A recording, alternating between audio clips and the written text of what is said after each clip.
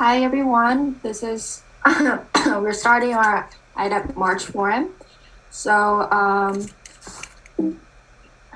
so these are the meeting points before we start. We are very fortunate to have Michoko invite a guest speaker who can provide us with a deeper insight into the problem of discrimination. Before we have a conversation with him and a presentation from him, we'd like to share brief background information about him. He currently works as a learning specialist / instructional coach in the ES Teaching and Learning of the International School of Kuala Lumpur. And prior to his current role, he probably had several meaningful experiences, responsibilities, and leaderships.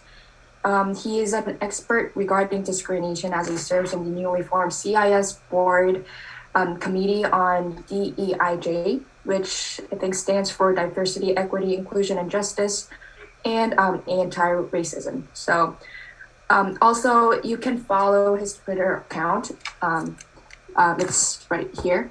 Without further ado, please welcome Mr. Joel Llaban with a silent clap, please. I'll get started with effective ways to promote awareness. Oftentimes, when this is the same question that a lot of schools have been asking, how can we begin the work on DEIJ? How can we begin the work on minimizing or eliminating microaggression or discrimination in schools, in our communities, in our workplaces? And there's so many of them. However, always the starting point is a question: where do we begin? And so I've been reading a book from Paulo Freire entitled The Pedagogy of the Oppressed.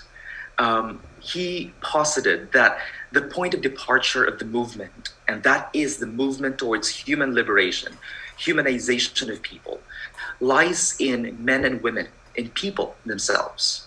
The point of departure must always be with people, in the here and now, which constitutes the situation within which they are submerged, from which they emerge, which they intervene.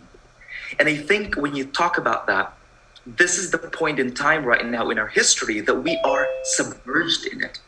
We know historically, from slavery in the United States, Nazism in Germany, casteism, current casteism in India, and the colonial history and the concurrent colonial structures that permeate around the world, we are submerged in it. We see it. Some of us may not have the privilege to be able to just intellectualize it, but some of us, like myself, are also having this lived experience of microaggression, of gaslighting, of discrimination, because of the very nature of our intersectional identities. And so all of these are crucial and essential as a point of departure, as a starting point. And so when you ask yourself about the starting point and how can we raise awareness as a group, you want to ask yourselves first, where are we submerged? Going back to the quote from Paulo Freire, when we are submerged, I think the very beginning is aim for deep understanding. The very beginning of this work is really about the deep understanding of intersectional issues of racism, classism, sexism, and casteism. They are intersectional. One has moral, ethical implications over the other. They are so interconnected. And when we miss out one of those parts of that trifecta of intersectionality, we are losing some of those. So if we're only looking at Black Lives Matter without looking at the transgender Black women who are also struggling alongside it, we would lose a bit of that. It will be incomplete. So we need to make sure that when we examine those parts of those intersectional injustices, not only focus on discrimination, we are able to open to dig deep on those understanding. The second part that I'd like to share would be aim for deep understanding of self. So you understand the issues as the first one, you understand also self. Who are you? Why are you doing this work? What are the lifelong transformative impact and implications of this work for you, for other people, for your peers, for your family, for your ancestors, and for the world? Is this for school compliance, or is this for genuine transformative action? There is more gravity and traction to your planned actions when you have a clear purpose and you have a clear identity as a group in this part. The third one, when it comes to being submerged in our point of departure, is that deep understanding is a consequence of personal reflection. So this involves examining our own personal power, privileges, assumptions, and biases. And so when we talk about microaggression, we talk about discrimination, we have to deeply own that we can also be oppressors and discriminators over others. It doesn't follow, it's not only white people who can discriminate. There are elements of our being oppressed that we also become oppressors along the way. So we need to be mindful of some of those power, privileges, assumptions, and biases. Knowing that we are inherently racists and sexists and complicit to the system of casteism, racism, and sexism, we have to own that responsibility in perpetuating intersectional oppressions and marginalization. We may know it or we may not know it. And so that's why, because of those blind spots, it's really essential that we need to examine some of those. We cannot transform a community or make people aware unless we have done deep work ourselves. Yeah, Pavani? Yes, thank you. So you spoke about a lot about microaggressions and personal reflection while identifying your own power, privileges, assumptions, and biases. For example, if someone does identify that but are reluctant or refuse to use their privilege to make change, and we have to constantly speak to them, but we feel like we're at a dead end because they cannot understand, how would you suggest that we can help still curate change and create a platform for people to understand, rather than it's a conversation of side against side rather than creating unity? So how do you suggest that we can talk to people who are very reluctant and who have a blockage in their mind to accept things? And I think I will speak a little bit further later about how we can sustain courage for change. When we talk about that, it's really about not only speaking truth to power, but also being able to have that in a spirit of partnership. And I'm going to speak about that one later today in some of the action plans that we can potentially do, where it's really about calling people in as opposed to calling people out. And that calling people in is really about that personalized conversation with people. It takes a lot of work, and I have my basic experience being able to develop a petition to the Council of International Schools is on the inclusion of anti-racism and anti-bias in accreditation standards, is something that talks about calling people in and call people out. And in that case, it's speaking truth to power. But then I know that there are also people who are in different parts of their journey. Even myself, I am a continuous learner. There are so many blind spots that I still have because of the very nature of some of my powers and privileges. And so some of the things that we have is an opportunity for conversation, opportunity for courageous conversations in different areas. And it could be in your own schools where you provide some of those listening circles.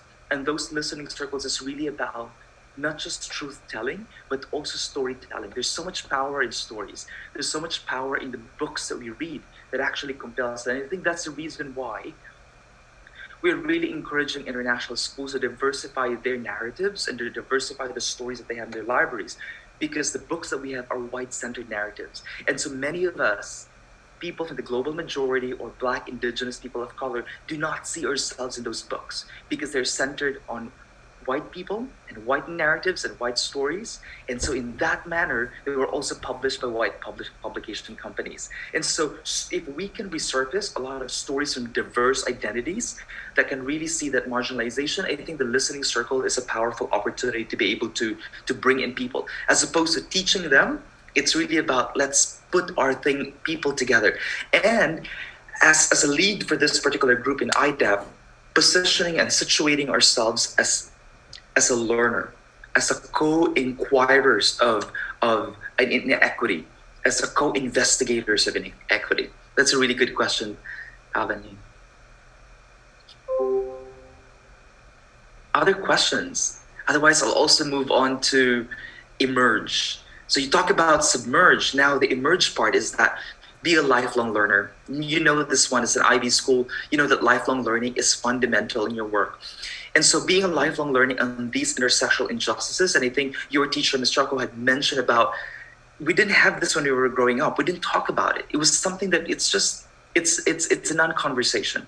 But then now that it's part of, as an adult, we are having this reckoning. We're asking those questions about, wait, that was injustice. That was discrimination. Because some of us probably have this whole ingrained oppression and we continue to perpetuate that as well ourselves. So as a lifelong learner, we need to start questioning some of those discrimination and marginalization that permeates in our system.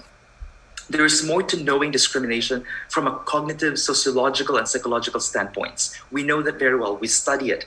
We have the privilege of being able to learn about it sociologically and psychologically and cognitively. It must be a conglomeration, a putting together of your understanding of history of slavery, Nazism, white supremacy, colonialism, casteism, and the systemic harm and generational trauma it has created across the world, and how it is deep in our systems and ways of living. And I think that is fundamental when we do that. So really a lot of what I'm encouraging you to do with this part of the Submerge and Emerge is really a lot of personal work. It is deep work within first. And I think that's a start. Creating partnership. IDAP is a fantastic opportunity for you to be able to have that partnership. And after this conference, I will share with you an alumni group that's called the Organization to Decolonize International Schools. They're alumni group, which is almost like around the same age group as you are, that are doing a lot of work in different international schools. So have also been partnering with us at ALOC. And so that is great. Initiate courageous conversations. I think I mentioned that one from the question earlier, with your peers and wider community. Speaking truth to power, engage them in dialogues anchored in partnership and the spirit of learning together, as opposed to being adversarial. It's not about you and me. It's about us against the systemic discrimination and racism. So really, I won't be able to share with you how to organize an event to raise awareness, but it's more of really a lot of deep and personal work. Jesse Elam? Yeah. Yeah, Jesse.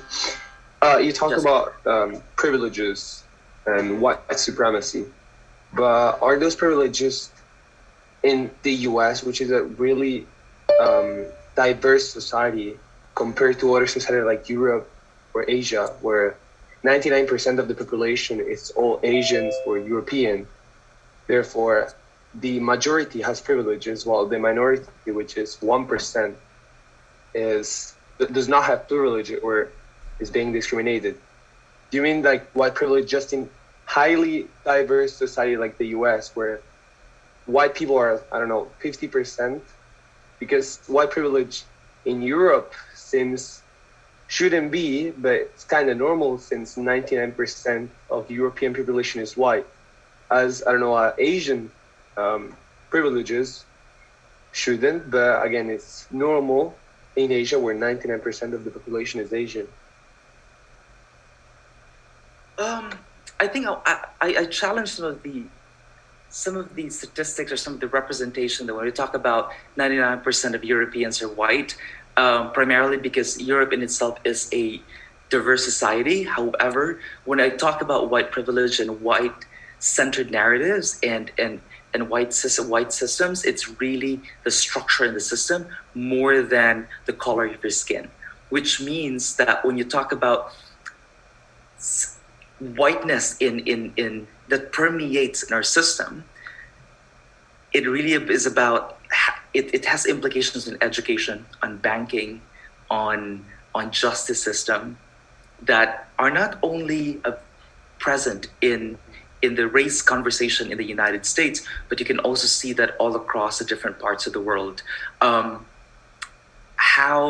And there's this really good book that I've been reading at the moment entitled Caste, The Lies That Divide Us by Isabel Wilkerson, that really talks a lot about the dominant caste and how it has a lot of implications all across the world in terms of discrimination and marginalization.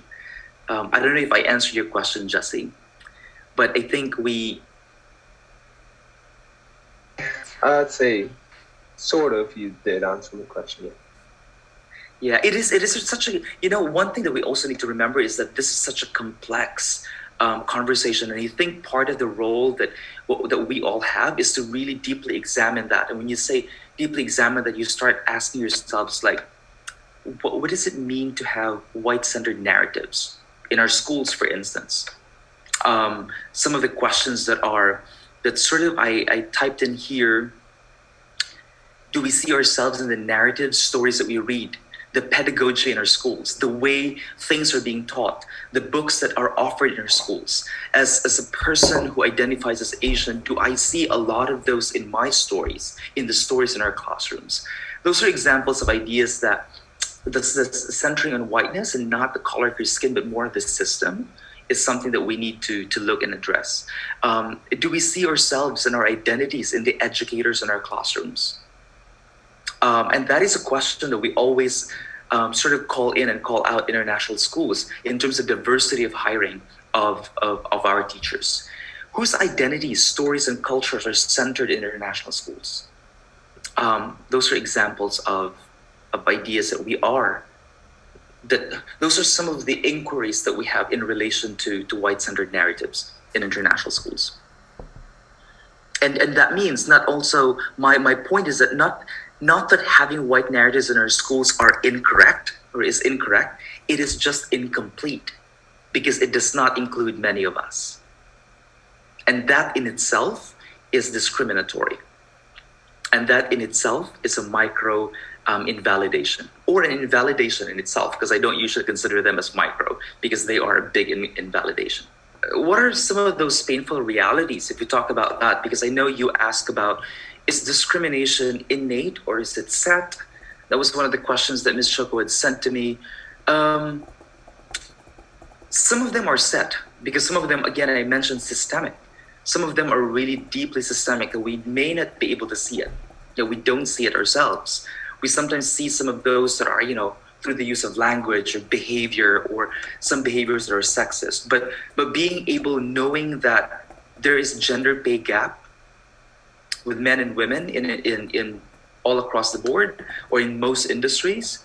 I don't want to be absolute about it, but if you think about that one, those are examples of systemic inequity in our industries in different parts of the world. So we have ingrained in systemic power and privilege by virtue of our roles, economic status, background, race, gender, our unchecked ego with positions as oppressors in the dichotomy of human liberation. So that is one example for that. So yeah, there are covert and overt forms of racism.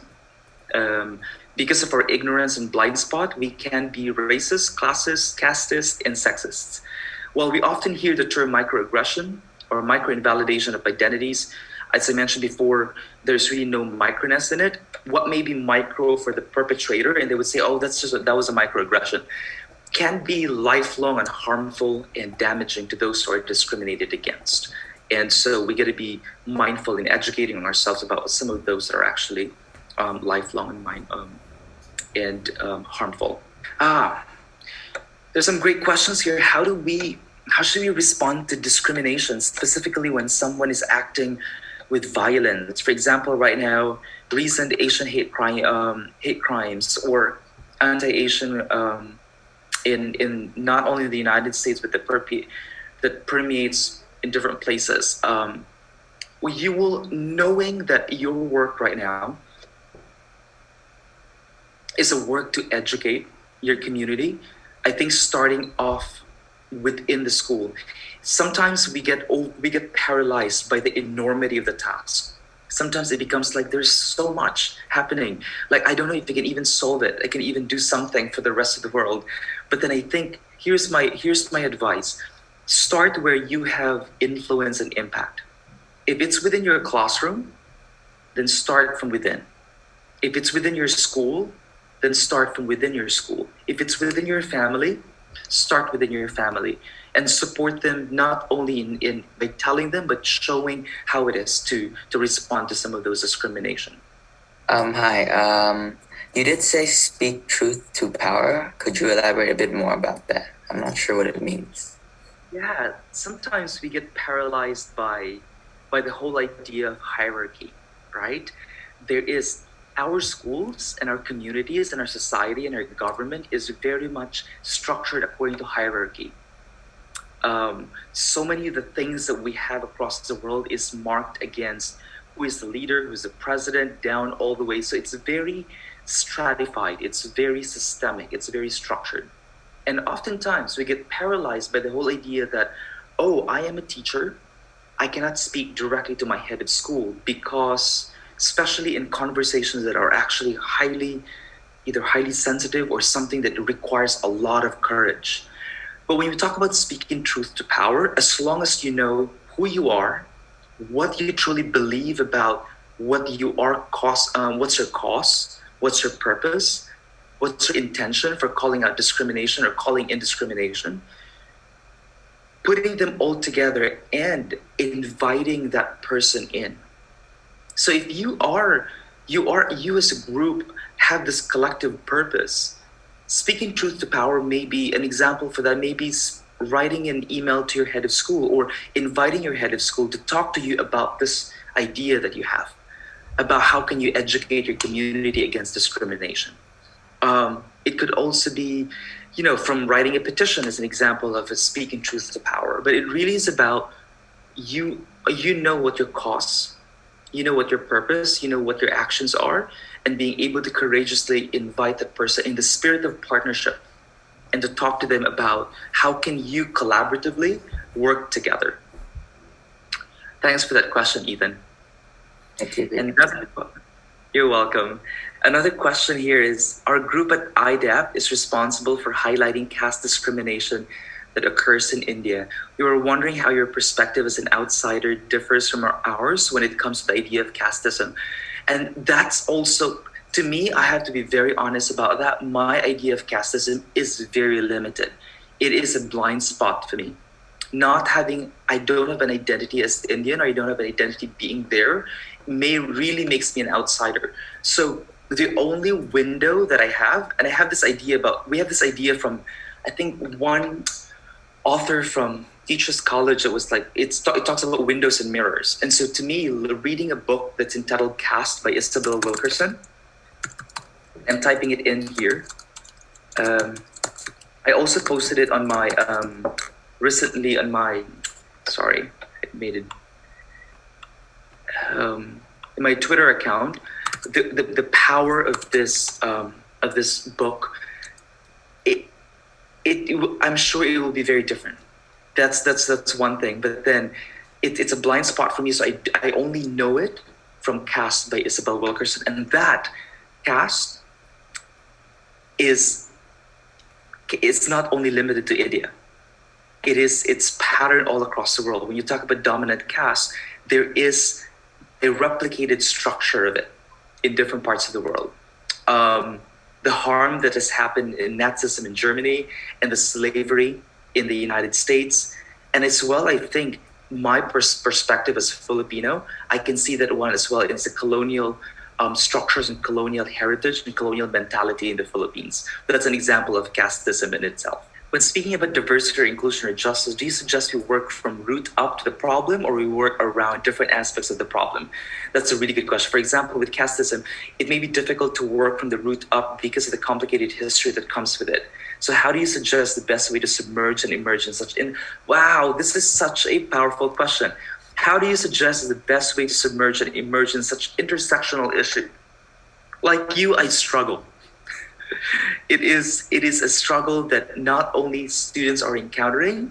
I am being vulnerable right now to really tell you that teachers, educators, leaders around the world who are heads of schools, principals are also struggling in how do we really address and DIJ in our own communities? Is it bottom up? Does it happen organically from teachers? Or does it have to be top down from administrators saying something about this is what we need to do?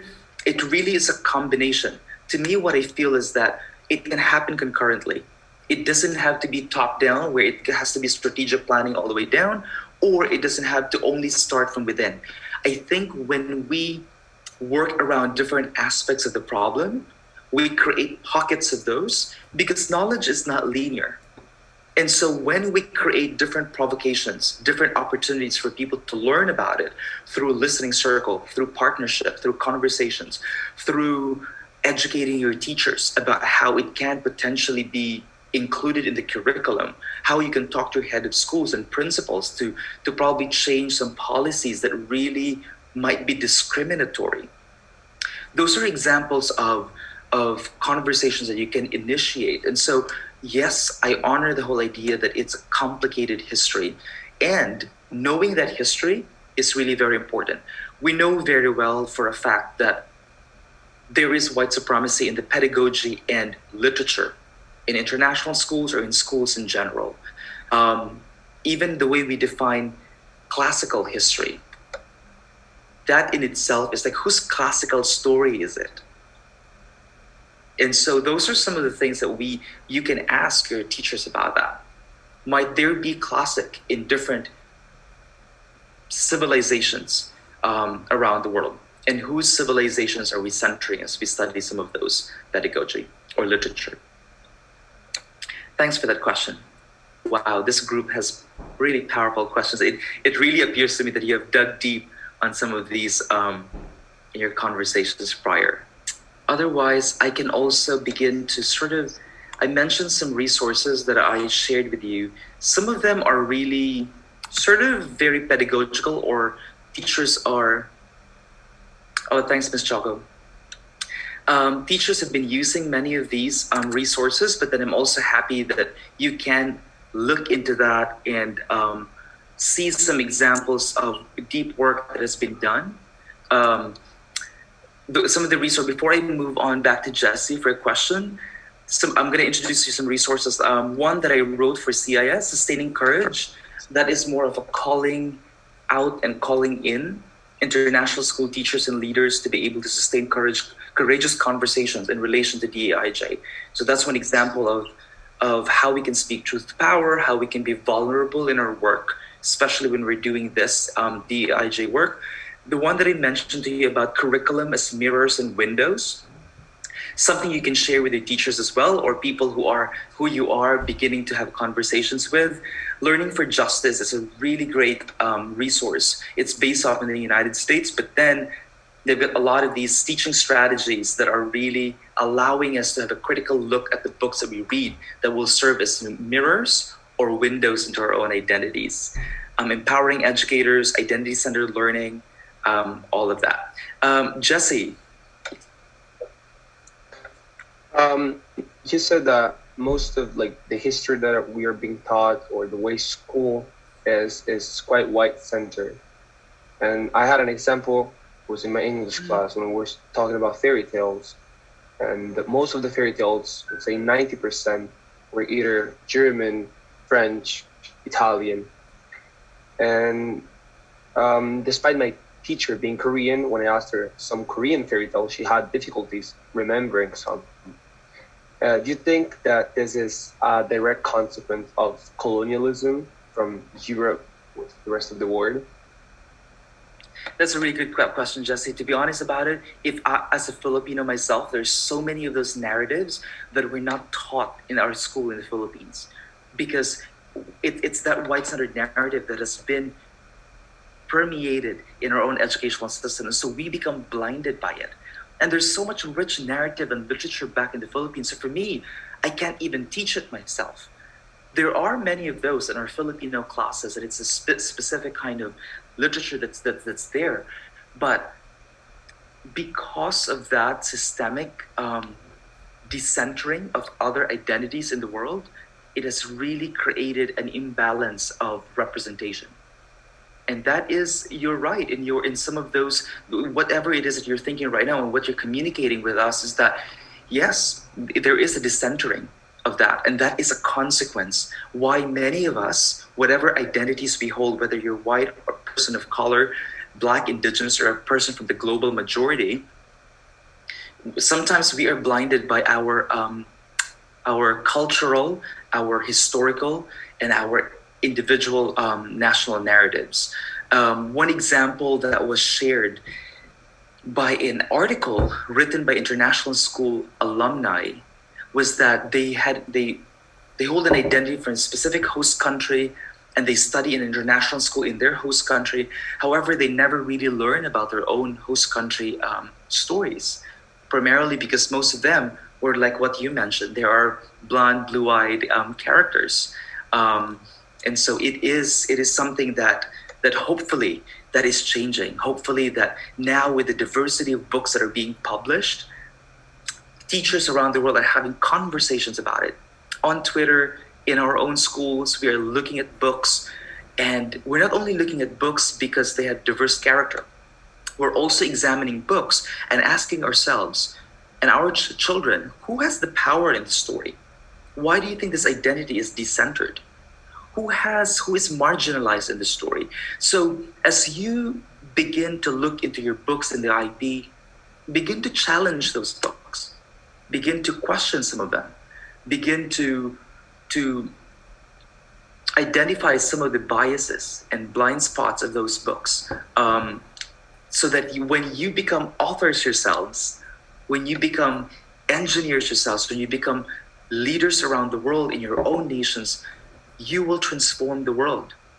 You will see that there are possibilities, there are identities that are not represented, not only in terms of gender, in terms of class, in terms of caste, in terms of economic stability, in terms of ableism, those capabilities. You will find those opportunities to do those transformations yourselves. So it's going to be your turn. We are planting a lot of those seeds this time around, and it will continue to germinate and continue to grow because of this is what you're doing right now, and this is a wonderful start to that.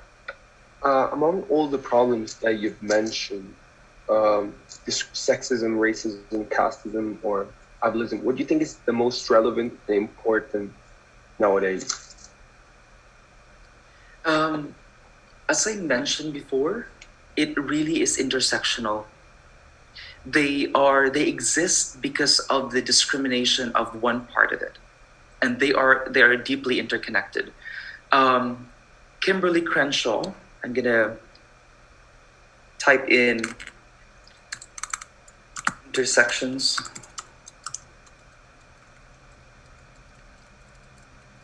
I think it is intersectionalities. I'm trying to figure out this. Intersectionalities by Kimberly Crenshaw. She's got a really good TED Talk on oh, sorry, I pressed it on Miss Choco for now.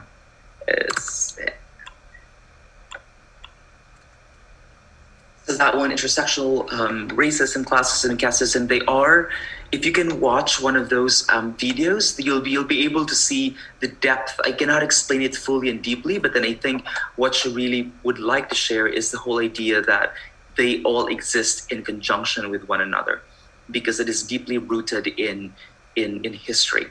And so knowing all of them and seeing what are the consequences of one to the other and how they're all interconnected is something that really, you cannot address racism without looking at sexism, and you can't address sexism and racism without looking at casteism and slavery and the economic underpinning of the inequities around the world, and why these economic inequities actually have implications on why people are marginalized and why people are discriminated. So in connection to the recent Black Lives Matter movement, or the Asian hate crimes right now that's currently